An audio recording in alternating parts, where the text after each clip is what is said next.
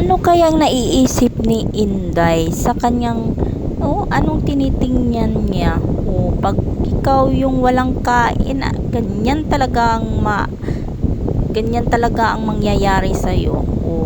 Kaya kayo guys, kumakain kayo ng pagkain na masarap para hindi kayo makatulad nito ni Inday.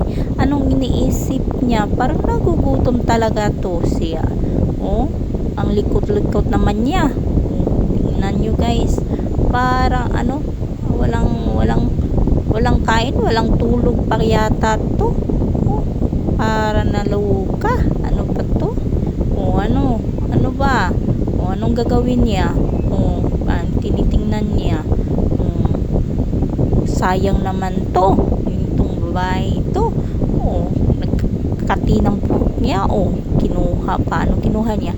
Wag yan. Wag yung kanin. Wag mo kainin. Masarap ba? Ano ba yun? Kuto ba yun?